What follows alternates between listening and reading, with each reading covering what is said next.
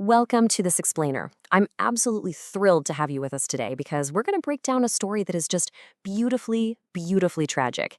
It's a deep dive into dreams, family conflicts, and the incredible, sometimes overwhelming weight of tradition. We'll be looking closely at a truly remarkable short story called The Pot Maker, written by the highly celebrated Nagaland author Temsula Au. Right off the bat, I want you to picture something for just a second. Imagine your deepest, most burning passion. You know, that one thing in the world that just makes your heart sing. Now, what if that exact thing was explicitly forbidden by the person closest to you? What if your own mother looked you in the eye and said, no, absolutely not?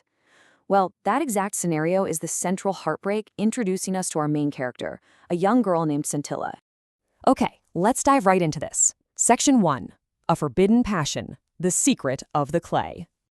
So, we start our journey with this young girl who's harboring a pretty massive secret. Scintilla has this intense, almost magnetic fascination with the ancient Nagaland craft of pot making. For her, it's not just chores or daily labor, it's literal magic. While her parents were out doing backbreaking work in the fields, she'd sneak off, eyes wide with wonder, just to watch the village experts at work. She was totally captivated by how they softened the clay and how those skilled hands would reach deep inside to shape a vessel from within. To Scintilla, the rhythmic tuck-tuck-tuck of that shaping spatula wasn't just noise, it was pure music. She was watching artists pull something magnificent and useful out of, well, a pile of earth. Moving on to Section 2, the burden of tradition, Aurella's practicality. Now, here's where the real conflict of our story takes root. You see, Scintilla's mother, Arella, looks at that exact same clay, those exact same tools, and she doesn't see magic at all. She sees pain. Let's look at the harsh reality of what this craft actually demands. First, it involves a grueling 16-kilometer trek down a really steep, treacherous slope just to reach the riverbank where the right clay lifts. Second, you have to haul all that incredibly heavy, wet clay all the way back up the mountain. And then, you have to pound that stubborn clay inside a bamboo cylinder for hours and hours until your back practically gives out. It is a punishing, exhausting physical toll, and it only yields a few meager rupees. So this immense pain is exactly why Arella stubbornly refuses to teach her own daughter. And this brilliantly illustrates the stark ideological contrast between the two of them. Arendella is driven by pure practicality. She desperately wants Scintilla to take up weaving instead, and honestly, it makes sense. Weaving happens indoors, it's a lot faster, it's definitely more lucrative, and it's not going to destroy your body over time. But Scintilla, she's completely driven by this romantic, artistic worldview of pottery. But here's the catch. In Nagaland, tradition has a voice of its own. When rumors start swirling that Arella is refusing to pass on her skills, the village council actually steps in. Because there is this deep, foundational cultural belief at play here. A skill is not personal property, it is the community's history and tradition. The elders are terrified that if master artisans like Arella stop teaching, the entire tradition is just going to die out. This intense cultural pressure forces Scintilla's father, Misoba, who is very much a natural peacemaker, to formally promise the council that yes, his daughter will be taught the craft. What follows is, well, it's an incredibly tense and painful year. Arella technically obeys the council, but she makes the process agonizing. Scintilla easily masters all the prep work, learning to dig the clay with a traditional dowel blade, bringing it home, soaking it, pounding it into dough. But when it actually comes to the delicate art of shaping the pot, she just constantly fails. Her hands totally freeze up. And her mother? Arella just watches, silently from the corner. No encouragement, no gentle nudges. Instead, when Scintilla drops her head in frustration, Arella steps in, flawlessly finishes the pot in seconds, and just leaves Scintilla feeling completely inadequate. Which brings us to Section 3, A Mentor Steps In, the Girls' Dormitory. Now, Nagaland custom dictates that Scintilla must eventually move out of her home and live in the girls' dormitory, and this is a huge turning point because it brings her directly across the path of a kind, observant widow, affectionately known as Onula. One quiet evening, while everyone else is out at a music gathering, Onula notices Scintilla struggling all by herself with her clay.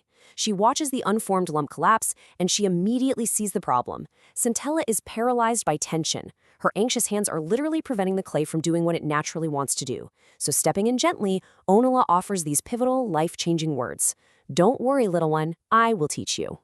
That night, under Onula's incredibly calm and reassuring guidance, Scintilla finally manages to shape a beautiful pot. It's a massive breakthrough. But Anola, who has this deep artistic wisdom, points out that the mouth, or the rim of the pot, isn't quite right just yet. She tells Scintilla to go back home and carefully observe her mother's specific technique, paying strict attention to how Aurelis stretches a thin strip of dough to make that rim absolutely perfect. All right, let's look at section 4, the final test, finding the rhythm. Picture a bright, sunny morning.